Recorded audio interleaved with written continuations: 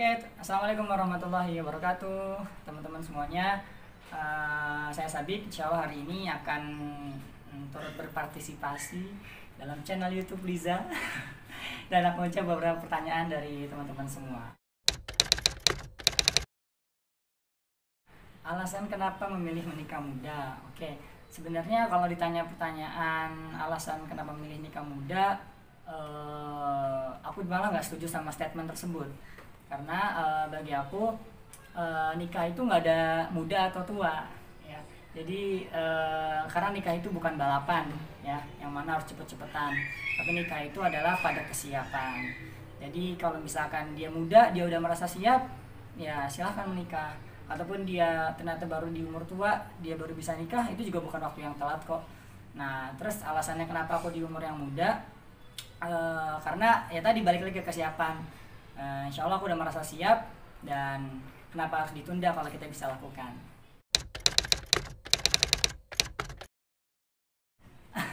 Kenapa bisa yakin ketika nikah lagi kuliah? Oke.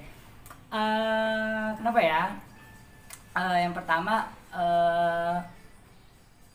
aku yakin karena nikah itu bukan menghambat kita dalam kuliah, ya.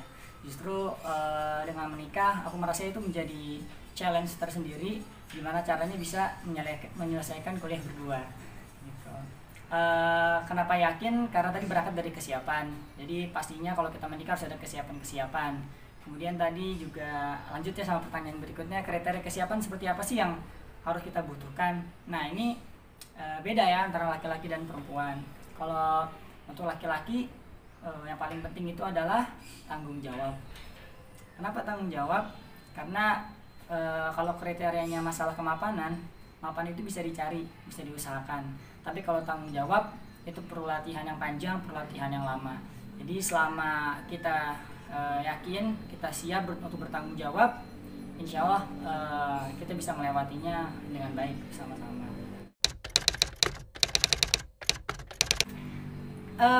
Kriteria memilih pasangan ya. Oke, kalau aku sendiri sih, kalau untuk kriteria pasangan untuk perempuan sesuai hadis Nabi ya, ada 4. Dari kecantikannya, bisa dari hartanya, nasab keturunannya, dan yang paling penting dari agamanya. Maka ketika kita harus memilih salah satu, yang paling penting adalah agamanya. Kenapa harus agamanya? Karena ibu adalah madrasatul ula atau madrasah pertama kelak bagi anak-anak. Nah, adapun kriteria yang 3 lainnya itu bisalah, itu bonus lah ibaratnya. Yang paling penting itu, yang paling pertama adalah agamanya dulu.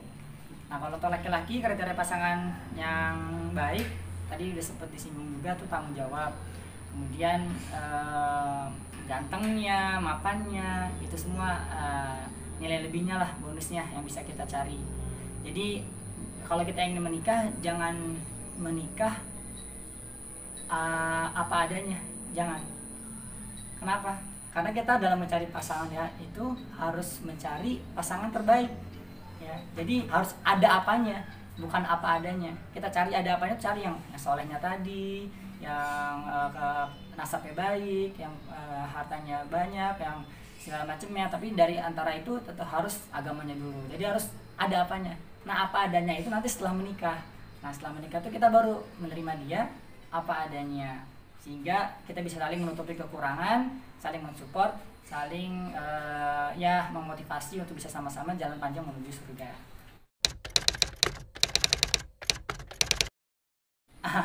Belum diizinkan ketika nikah dan masih kuliah gitu ya. Ya ini juga sempat dialami gitu ya.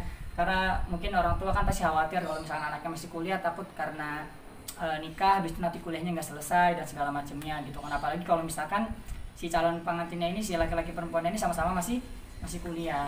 Nah, gimana nih kalau misalnya kita nggak diizinin sama orang tua gitu. Sedangkan kan nggak boleh dong kita melanjutkan ke pernikahan dengan tanpa restu orang tua, nggak boleh kan. Karena ridho Allah itu ada pada ridho orang tua. Bahkan kalau kita malah maksa gitu ya, kayak orang nyebutnya nikah lari gitu ya, itu cenderung terjadi hal-hal yang tidak diinginkan gitu, keberkahannya hilang. Nah, gimana caranya? Jadi saya selalu percaya bahwa akan selalu ada jalan komunikasi yang baik antara anak dan orang tua. Barangkali sekarang mereka yang tidak diizinkan itu mereka yang belum menjalin komunikasi dengan baik kepada kedua orang tuanya. Insya Allah kalau kita jelaskan dengan alasan yang logis, menunjukkan kesiapan kita, keseriusan kita, kesungguhan kita, dan disampaikan dengan cara yang baik, lama-lama insya Allah pasti nanti orang tua akan luluh juga, sehingga kita bisa berangkat ke jenjang pernikahan dengan restu kedua orang tua. Gimana kalau misalkan nggak bisa juga? Ya udah, kalau misalkan kita harus memilih, kita udah mencoba dengan cara yang baik, dan ternyata pada akhirnya orang tua memiliki prinsip pokoknya nggak boleh nikah anaknya sebelum selesai kuliah, ya kita harus terima itu gitu. Karena bagi kita seorang anak yang paling penting pertama adalah ridho orang tua dulu untuk mendapatkan ridho Allah Subhanahu Wa Taala. Tapi pesan saya jangan nyerah sekali coba langsung menyerah udah nggak bisa sekarang. Selama kita masih ada jalan komunikasi yang baik terus diusahakan, insya Allah pasti nanti bisa mendapatkan keridhoan.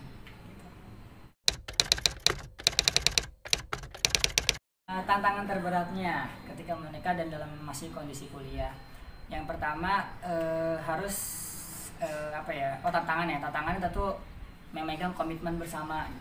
Karena kan di awal pernikahan kita tuh sama-sama komitmen bahwa nikah ini bukan jadi penghambat kita kuliah gitu ya. Jadi mau nggak mau pokoknya walaupun kita nikah ketika kuliah, kita harus bisa tetap selesai kuliah gitu. Mau misalkan tepat waktu atau mungkin nambah lagi berapa semester, tapi intinya kita harus sama-sama selesai, jangan sampai putus di tengah jalan. Itu sih kalau tantangan terberatnya, menjaga komitmen. Itu hanya salah satu komitmen. Adapun komitmen-komitmen yang lainnya tentunya bagaimana kita bisa memanage waktu antara untuk keluarga dan juga untuk kuliah gitu ya. Karena kuliah kan gak cuma sekedar belajar, ada peningkatan soft skill di organisasi, di acara-acara kampus dan lain sebagainya. Jadi gimana ya caranya kita bisa membagi waktu gitu. Jadi manajemen waktu sih, belum lagi untuk kafaah gitu ya, untuk mencari nafkah gitu kan. Jadi banyak yang menyatu ketika kita sudah menikah gitu, dan dari kesatuan itulah yang akhirnya membuat bebannya bertambah gitu. Makanya kalau orang mikir nikah tuh cuma enak-enaknya aja, ya harus diingetin lagi tuh motivasi nikahnya apa gitu. Karena nikah itu amanah yang berat gitu kan. Kita nanggung anak perempuan, kita nanggung anak orang loh gitu, kita nanggung hidupnya anak orang gitu, yang tadinya dia sama orang tuanya sekarang kita yang nanggung gitu, atau laki-laki gitu ya. Dan untuk yang perempuan juga harus paham bahwa ketika dia menikah tuh ridhonya udah ganti, yang tadinya dia harus ke orang tua, ridhonya sekarang ke suaminya. Jadi suaminya mau bagaimanapun yang untuk mendapatkan ridhonya dia harus bisa menjalani itu gitu. Jadi ibaratnya harus bisa sama-sama sabar sih intinya. Jadi kalau misalkan tantangan terbesarnya apa, bagaimana sama-sama kita bisa memahami satu sama lain, kemudian meniti jalan bersama menuju surga. Itu sih tantangan terberatnya. Kan kadang dalam pernikahan itu ada goyah-goyahan gitu kan, entah dari sisi pribadi kita sebagai suami istri, atau dari masalah-masalah sepele tentang bagaimana fasilitas rumah dan segala macamnya, jadwal kuliah gitu kan. Apalagi kalau misalkan dalam masa kuliah itu dulu kerasa banget, awal-awal kuliah kan kita kan beda jurusan gitu kan. Saya biotek, saya ekonomi gitu kan. Itu bagi jadwal kuliahnya juga sempat kita kewalahan gitu kan. Ya tapi alhamdulillah dengan kesabaran semuanya bisa terlewati. Intinya sama-sama sabar menjalaninya. Yang pastinya tentunya untuk manage diri itu dalam segala hal ya. Cuman aspeknya kali ini kepala keluarga dan juga kuliah gitu kan. Kita harus paham porsi masing-masing. Jadi apa sih kewajiban kita sebagai mahasiswa, apa sih kewajiban kita sebagai kepala rumah tangga gitu. Kalau kita paham fungsi masing-masing tersebut, ya kita insya Allah bisa membagi-baginya dengan baik. Yang menjadi kacau itu adalah ketika kita belum paham tuh fungsi masing-masing keduanya, sehingga mau nggak mau dibenturkan, dan mau nggak mau seakan-akan kita harus memilih salah satu. Padahal keduanya bisa berjalan seiringan. Ketika kita menjadi kepala keluarga, kita bagaimana, ketika kita menjadi seorang mahasiswa kita bagaimana, dan harus sama-sama bisa saling mensupport gitu. Jangan sampai dibenturkan ketika misalkan seorang suami lagi harus ngisi masuk kelas gitu kan, sedangkan di rumah mungkin ada urusan yang masih bisa ditangani oleh istri, ya itu istri harus paham gitu. Kalaupun ternyata nggak bisa, ya berarti suaminya yang harus berkorban, mungkin meluangkan waktunya dulu untuk ke rumah, izin ke dosen atau segala macam. Yang pastinya intinya dikomunikasikan dengan baik. Jadi nggak ada miscommunication lah antara mahasiswa dengan dosen, atau misalkan antara kepala keluarga dengan istrinya gitu. Intinya paham fungsi masing-masing, kemudian kedua mau berbagi peran gitu ya dalam rumah tangga. Misalkan nggak melulu urusan rumah tangga tuh istri semua yang ngatur, enggak ya. Karena sebenarnya tugas istri itu ada dua, cuma dua. Yang pertama taat kepada suami, yang kedua melayaninya ya.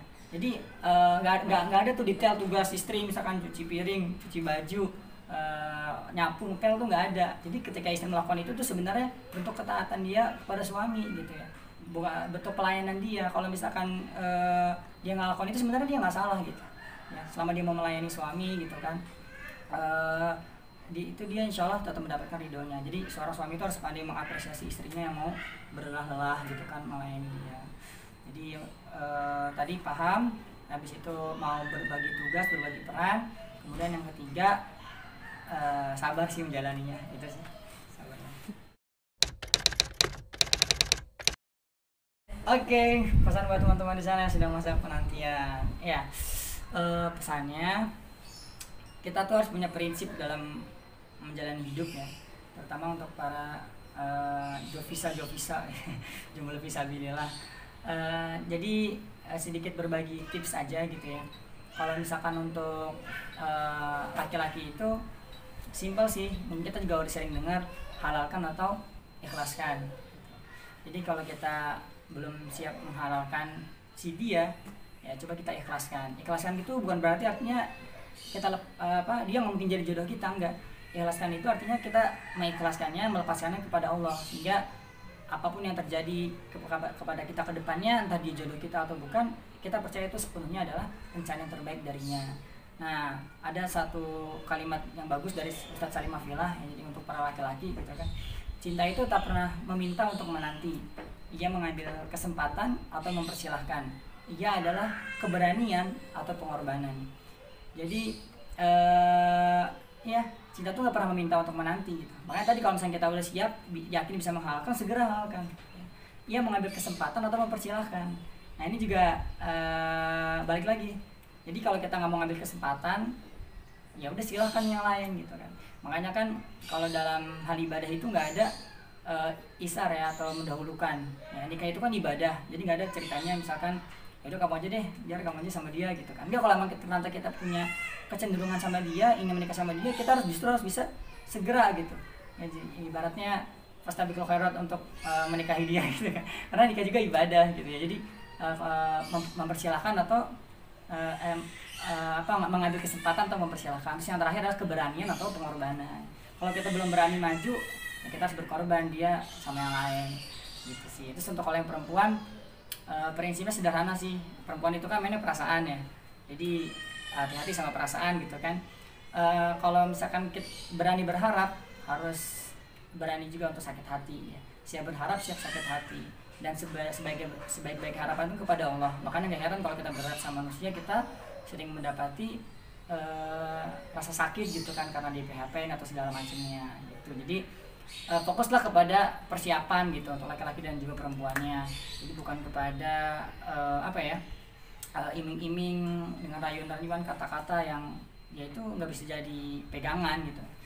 Atau sederhananya jangan banyak gombal gitu kalau emang nggak pengen serius. Kalau cuman sekedar gombalan-gombalan, semua laki-laki juga bisa gitu.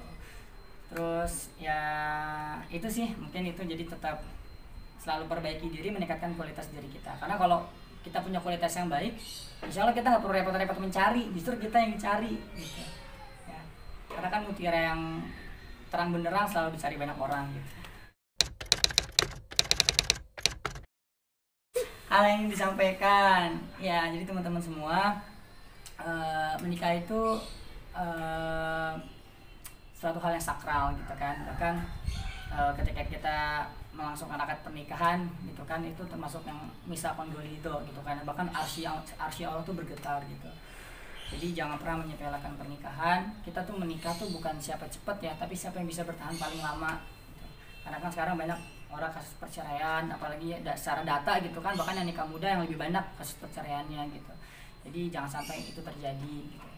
Ya, jadi fokuslah pada diri kita, pada perbaikan diri kita, sehingga kita bisa menjadi pasangan yang ideal gitu ya.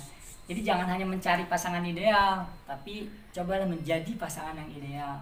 Sehingga mindsetnya itu bukan kita doang yang mencari, tapi kita juga harus mempersiapkan gitu, sehingga kita bisa sama-sama menjadi lebih baik lagi ke depannya.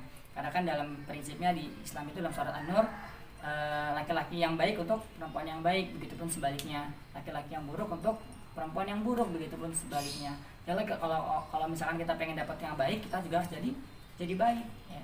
Karena istri itu pasangan kita itu adalah cermin dari kita sendiri.